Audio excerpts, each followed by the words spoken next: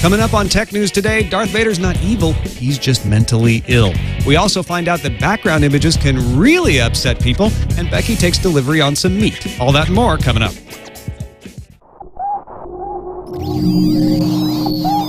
Netcasts you love. From people you trust. This is TWiT. Bandwidth for Tech News Today is provided by Cachefly at CACHEFLY.com.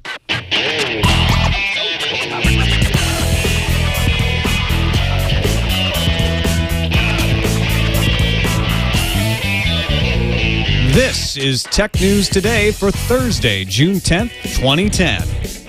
Tech News Today is brought to you by Slingbox. Watch your favorite TV shows when you're away from home with Slingbox. Check out Slingbox at a Best Buy near you or at slingbox.com. Welcome to Tech News Today. I'm Tom Merritt. I'm Becky Worley. And I'm Dr. Kiki. Behind the board is our stupendous producer, Erik Lanigan. Hey, stupendous. I like that. Yeah, somebody wrote that in for me. That was me. Yeah. I was here to help. Oh, thanks, Becky. This is the show where we kick around the tech news of the day, try to make some sense of it all. And yesterday we closed the show with a rumor, and we said we'd get back to you on it, and so we are. The iPad 3G user email address leak is all over the news today. It's huge. It was one of the first headlines I saw this morning.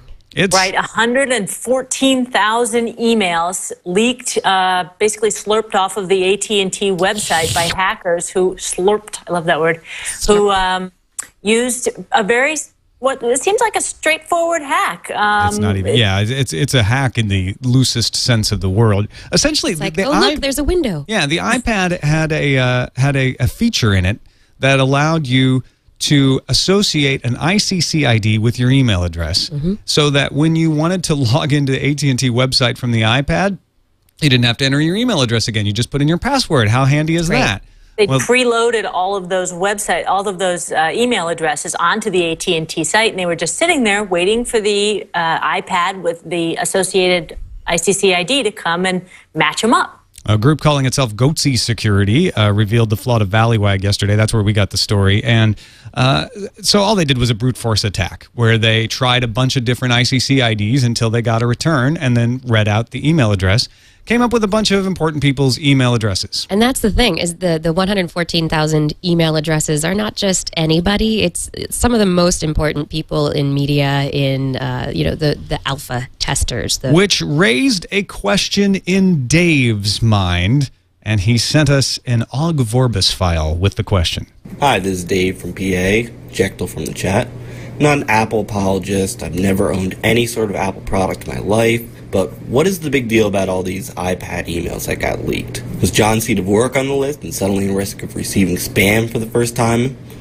I'd bet that at least half the emails are publicly available, and even the ones that aren't, so what? Am I missing something significant here about the device IDs that were also included, or is this just a whole lot of smoke?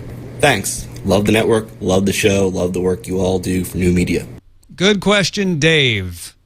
Well, for one thing, you have to think about the people whose names were exposed. We're talking about New York Mayor Michael Bloomberg, White House Chief of Staff Rahm Emanuel, Harvey Weinstein, film producer Diane Sawyer. These are heavy hitters. And so I think that it seemed sort of titillating, and I think that's one of the reasons why it became a huge news story, that these people's email addresses could have been made public. So that seemed like a newsworthy aspect of it in my mind. Additionally, though, the just having an email address, I mean, that's going to increase the amount of spam that they potentially get having that email address out there. But the question is whether or not those people, I mean, there are people in NASA, in the government, I mean, there are people in positions that if they were able to get hacked based on their email address becoming available, there is potentially sensitive information that could be, released. But so that's a sensitive issue. I think it's overblown, because if I know Bob White works at NASA, I can guess it's bwhite at nasa.gov or Bob at nasa.gov. I can try a bunch of different ones. This doesn't tell me a whole lot, because most of these email addresses are guessable already. Completely. And I think that part of it, it's just email addresses. I think that was pretty minimal. There was a lot of speculation at first. The New York Times speculated via one of the security consultants that they interviewed that they could also have grabbed location data. But then they went on to say, but that would be if they could marry the ICCID to databases that are not tied to AT&T's website. Well, no joke. I mean, it would be Christmas every day if you had the keys to Santa's house. You know, so that seemed like a kind of a dumb assertion. And then the other one was that Gizmodo said that they thought this could lead to SIM card cloning, but I haven't seen anything or anyone else corroborating that theory. That seems far-fetched as well, just because you have the ICCID. I mean, I'm not 100% sure, and I'd love feedback from that if people want to send us that, but I don't know. Just email addresses? Meh. I don't think the ICCID is that valuable. I could be wrong too, but from what I know, I don't think it's that big of a deal. I had to call AT&T at 2:30 in the morning when GMA said they wanted this story, and they issued this very standard statement saying that they've fixed the breach, that all the names are off of the website, they're sorry, they take privacy seriously, it won't happen again, mea culpa, you know? Yeah. But the organization that did this, they weren't doing it maliciously. They were kind of opening. It was a plea for attention. It got them attention, but at the same time, Goatsy Security, for goodness sake. Yeah, it's a great name. Right. I love it. But they're putting it out there, publicizing it, and letting AT&T know that they had a problem, as opposed to what they should getting have done is more contact addresses. AT&T. What they did is they went to a bunch of press agencies. They ignored went to them. Forbes and Washington Post and the Chronicle. All those places turned them down. It wasn't until they got to Gawker that they actually got somebody to pick it up. Yep. They've said that they did go to AT&T. AT&T said that they didn't. So it sounds like a little bit of he said, hacker said, company said, et cetera, et cetera. But it does raise a good point. You know, I remember when I was doing security at Tech TV, it's really hard to figure out how to communicate with hackers in a formalized way. Like, is this just some wackadoo sending some information to us, or is this a real credible tip? I think media organizations don't have a clue on how to handle any of these kind of tips from groups that are called Goatsy. Yeah. I don't have a clue why everyone's so upset about Google's new feature that allows you to put your own picture in the background. It's not white anymore. Oh my gosh, there's actually some amount of personalization. When you launched Google this morning, it put a background image behind there and then invited you to change that background image to something you would like. Immediately, everyone freaked out, said it was ugly and awful, and it looked like they were stealing from Bing. You're just trying to be Bing. No, I didn't see that image. I just got the white Google. I just got the white Google, too. I think they'd already taken it down. They did eventually take it down. They had a hashtag on Twitter that people were supposed to use to say how great it was and show how they'd personalized it. It was just one complaint after the other. My favorite from Curly. Google.com looks like absolute horse apples. Feels like a Google April Fool's joke, but being July, it makes me sick to my stomach. Wow. Abomination was another word that was used multiple times. People were mad. And actually, I'm like, okay, this is ridiculous. So I personalized the Google homepage for myself. Beautiful picture of like a vineyard. And when I went to Google, I felt almost seasick. I know this sounds weird, but it felt like vertigo. Seasick? This is the weirdest. I cannot explain to you the sensation that I had, but I expected something so iconic and I got something so different that it was, it just, like not mentally unsettled me. That's a little dramatic, but it was. I am now committing myself. It just was off. It's like, you know how they say they put horror movies in the kitchen because that's the place you're most comfortable, and so when someone's getting stabbed in the kitchen, it's most disturbing to you. It was kind of like that. I wonder though. I mean, they put they changed the Google logo on the Google site constantly. Pac-Man was up recently. At holidays, they have nice artwork. I mean, there are slight changes that Google has done over the years that nobody really complains about and sometimes get excited about. Well, Marissa Mayer has confirmed that Google is ending the experiment early due to what she called a bug, which erased a link underneath the search bar on Google.com that explained why Google's normally Spartan homepage had taken on a colorful look, according to Tom Krazit over at CNET. So now when you go to Google.com, you can change the background image. You can still do that, but it doesn't have that's why me and Erik are just seeing the white stuff, because they'd already taken it down by then.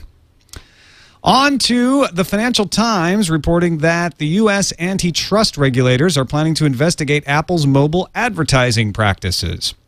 This after Google was very excited that they weren't going to be investigated over mobile advertising practices because the regulators thought Apple provided enough competition.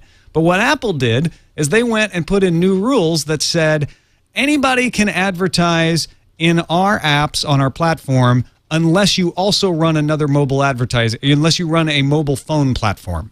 So that people are thinking is targeted specifically at Google, although it also affects Microsoft or anybody else who makes a mobile platform. Now, you can say like, oh, that's anti-competitive, and that's, I guess, why the regulators are going to look into it. But Steve Jobs actually explained this at All Things D last week, and when someone asked him about why they're doing things this way. We're real naive about this stuff. So one day we read in the paper that a company called Flurry Analytics has detected that we have some new iPhone and other tablet devices that we're using on our campus. We thought, what the hell? And the way that they detected this was they're getting developers to put their software in their apps, and their software is sending out information about the device and about its geolocation and other things back to Flurry. No customer has ever asked about this. It's violating every rule in our privacy policy with our developers. And we went through the roof about this. So we said, no, we're not going to allow this. This is violating our privacy policies, and it's pissing us off that they're publishing data about our new products. Well, I think that second part is probably more the reason that they reacted the way they did. Exactly. But Elliot Van Buskirk in Wired points out that if Apple would allow Google to track user data within ads, Google could see how people interact with advertising elements within the apps. And it would be able to use that information to inform the process of building AdMob. So to be clear, Apple has said, Google, you can sell ads in apps on our platform. You just can't collect any user data, which makes selling ads almost useless. But I wouldn't want to work at the FTC or the Department of Justice right now and have to wade through all of these complex relationships with these companies that have so many products that are intertwined and competitive. It gets messy. This is a mess. Doesn't it all come down to privacy issues, though, whether or not the consumer has accepted the flow of information from their phone, allowing Google to collect their behavioral data? Well, that's going to apply to iAd and anyone. Any advertising platform. We haven't even gotten into that morass of like, wait a minute, what information are you collecting about me? So yeah, that's a whole other concern. Yeah, but I mean, that's what Steve Jobs brought up right there in the video, and what he was saying is, Flurry pissed us off because they're doing this because they're allowing this data to be collected without having the consumer say it's okay. Yeah. Yeah, it could turn into the Wild West. And there was one other factoid that I just wanted to throw out there because I was thinking, gosh, this is such a big fight. What's the deal? Get this, Juniper Research says $250 million spent on mobile ads this year, and that will rise to $32 billion in the next 5 years. So we are talking about a huge, huge revenue opportunity. And the fight now, this is everybody's laying their claim. I want the money. It's all follow the money. It's all about the money, and that's all I'm going to say. Speaking of the money, this episode is brought to you by Slingbox. Slingbox lets you watch your home TV anywhere you go on most any portable device. I can have my Doctor Who's all recorded at home, and then I pull up my iPad, and I've got the iPhone app of Slingbox, and I can watch them anytime I should be preparing for TNT upstairs, off of my DVR from home. You can do that too. Go to Best Buy, purchase a Slingbox, bring it home. You hook up your Slingbox to your TV and your internet connection, so it's pretty simple.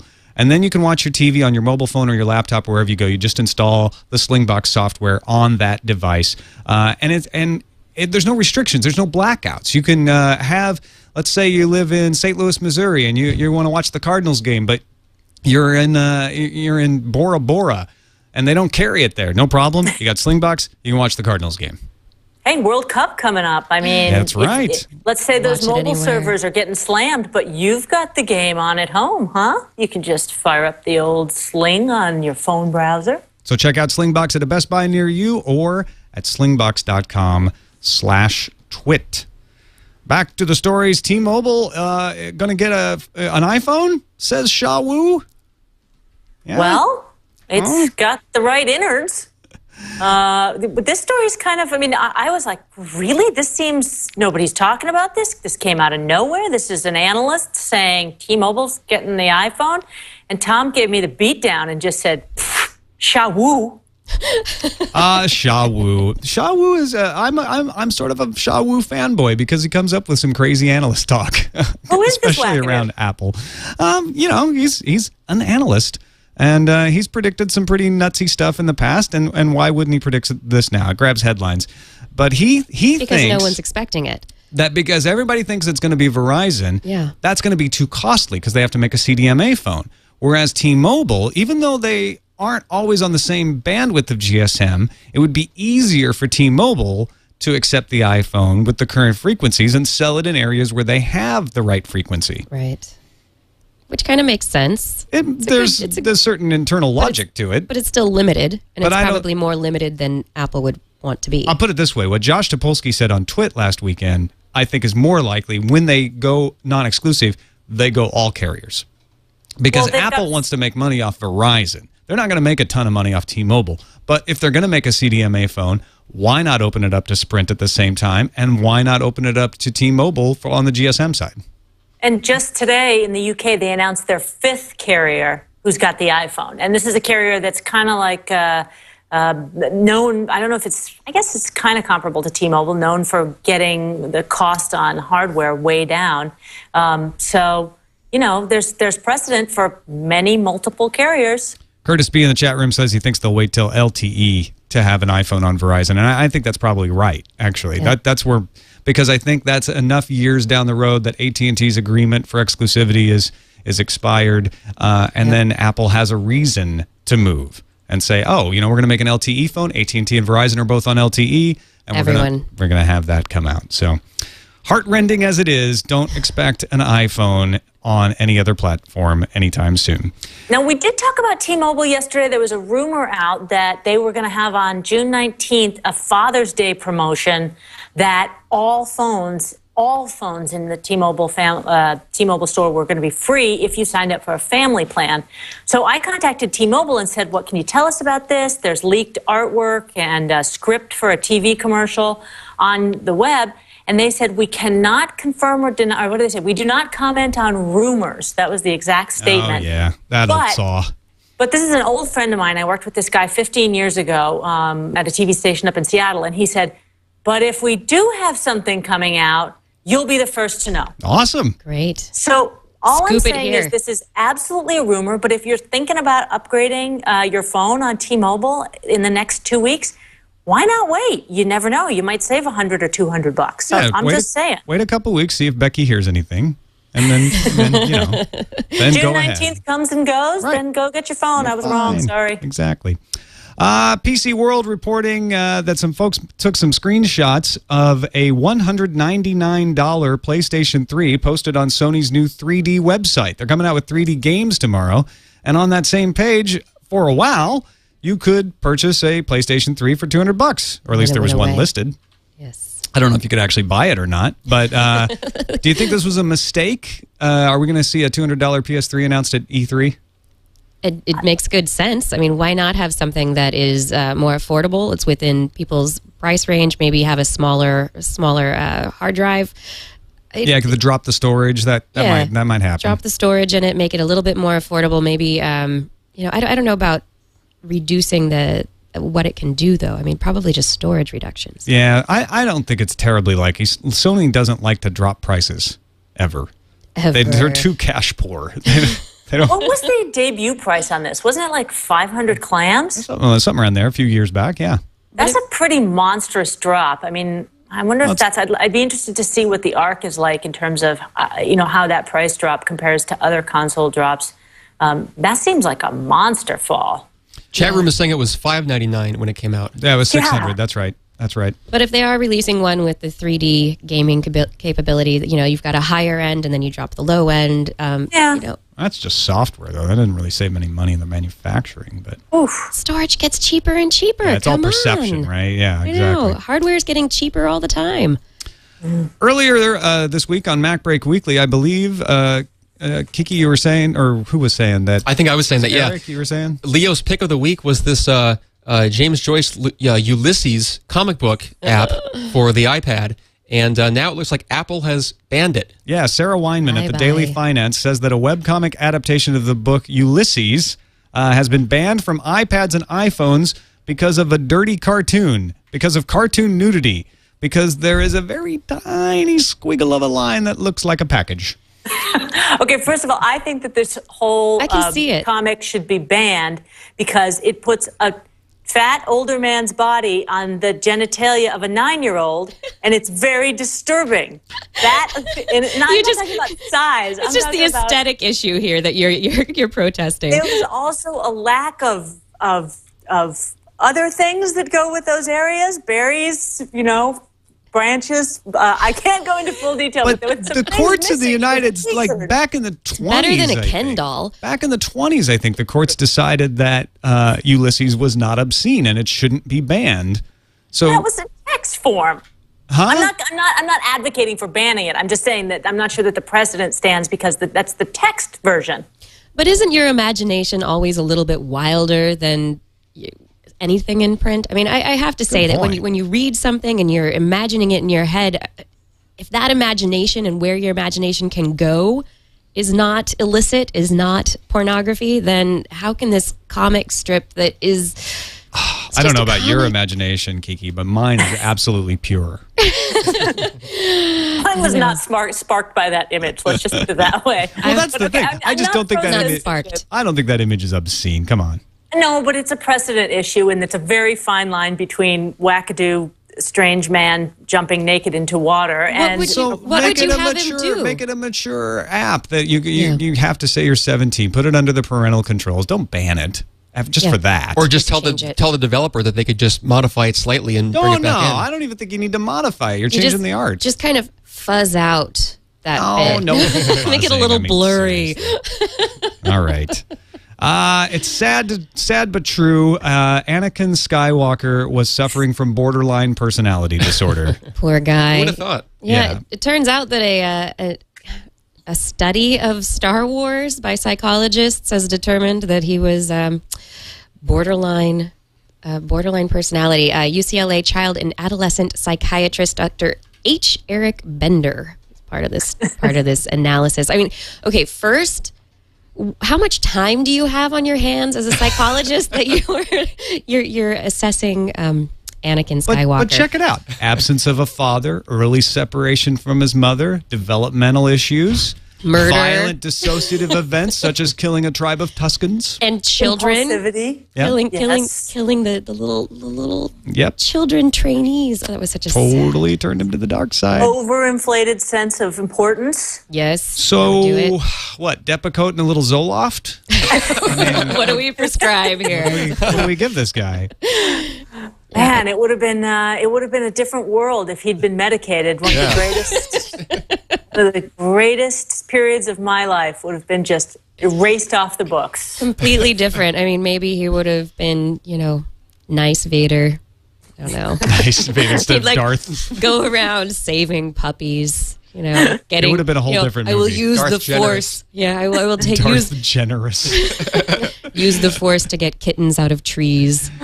All right. And finally, an artificial intelligence has been developed that scans the articles from Yahoo Finance and then does a textual analysis of the words therein and has the ability to predict the stock market as well or better than most Wall Street quantitative traders.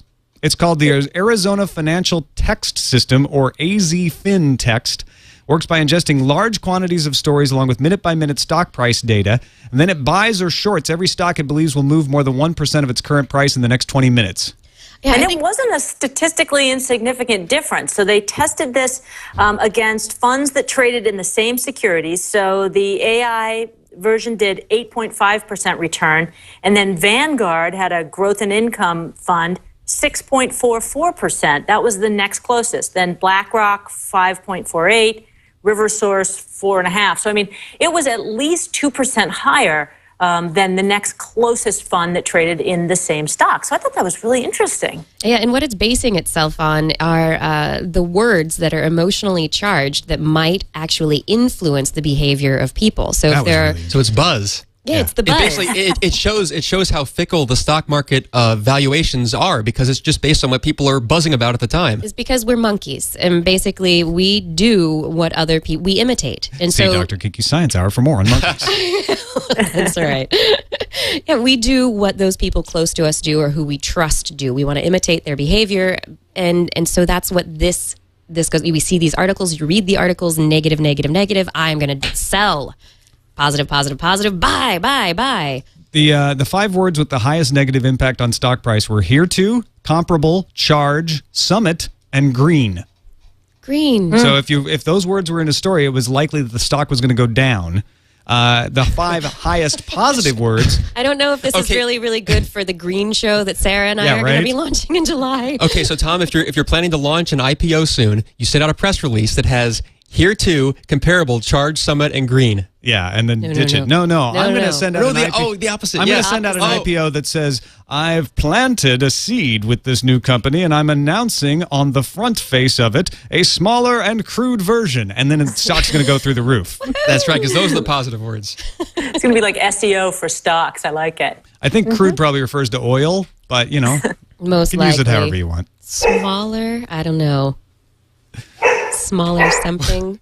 What's that? Nanotech. Nanotech. Dog barking in the background? It's not my dog. No, it's not my dog. Yeah, it's not. All right, on to the calendar. Yes. How are we going to watch the World Cup, Becky? I thought this would be an interesting, I'm going to try and summarize as quickly as I can while the doorbell rings and the dog barks, what's going on World Cup. So ESPN Classic going to be broadcasting all 64 World Cup matches each day from 6 p.m. to midnight.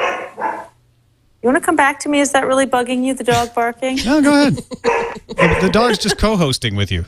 Don't mind me. I'm going to yell for a second. Boy, come here. Now we get to meet Becky's dog. Yes, put the dog on camera. Uh-oh. Who let the dog in? Someone's at the door. I'll be excusing myself in a moment. Satellite radio subscribers can listen to XM Radio. Also, ESPN3.com will air live online simulcasts of all World Cup matches. Univision is going to broadcast, is going to stream live in Spanish.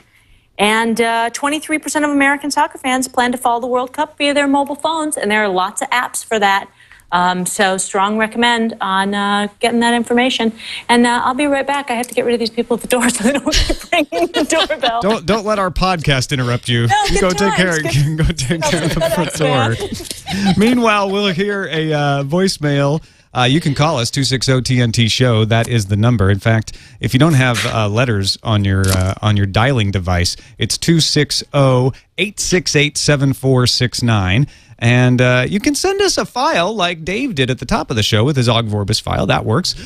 Just send that to TNT@twit.tv. Or if you call 260-TNT-SHOW like Jose did, you can leave us a message. Jose has an explanation of what he thinks about the violent video game research we talked about yesterday. Hey, Tom and Becky. This is Jose from Jacksonville calling regarding yesterday's show where you guys were talking about the research for aggressive gaming. So basically the research says that if you are a jerk, don't listen to your mother and don't do your homework. And you play video games, you'll be a jerk, won't listen to your mother and won't do your homework. Versus if you're a nice boy who listens and you play violent video games, you'll still be a nice boy who listens. Sounds like amazing research to me. Love the show. Yeah, groundbreaking, right? I think okay, fine, Jose. That's actually pretty hilarious. But what it was saying is if you're a jerk and you can't clean your room or whatever, and you play video games, it'll make you more of a jerk. Whereas if you're nice, it just doesn't have an effect. Yeah, and that research wasn't really saying anything new except for the fact that it was specifically to do with violent video games. We already know from lots of psychological research that it has to do, your brain is set up in a particular way, and if you have a predisposition towards violent behavior or non-violent, you're probably going to stay that way based on your genetics, based on the environment you've been reared in. An environment and experience has a huge role. The video games will aggravate a condition that's already there. Yeah. Right. Yep. But pretty funny, Jose. Thanks for the call. On to the emails. TNT@twit.tv is the email address. Chris wrote in and said, I love your work, but I took issue with the way you reported the iPhone display story yesterday on TNT. I'm a typography nerd and a neuroscientist. Ha-ha. So you're in good company with Kiki here. Great. So I will shake my fist at you in his So I know a bit about this stuff. I felt like I had to do something to correct this because so much work has been done on this topic, as almost everyone is in agreement that 300 dpi at 10 to 12 inches always saturates the retina's ability to discriminate two dots. Everyone in the print industry knows this too, which is why all magazines and laser printers top out at 300 dpi. I really wish you would have checked a second source on this one before jumping to conclusions. We're just passing along the PC World article, but okay. Phil Plate has a very insightful post at discovermagazine.com, and essentially what Phil's post, the Bad Astronomy guy, says is if you have perfect eyesight, then at 1 foot away, the iPhone 4's pixels are resolved. The picture will look pixelated. If you have average eyesight, the picture will look just fine.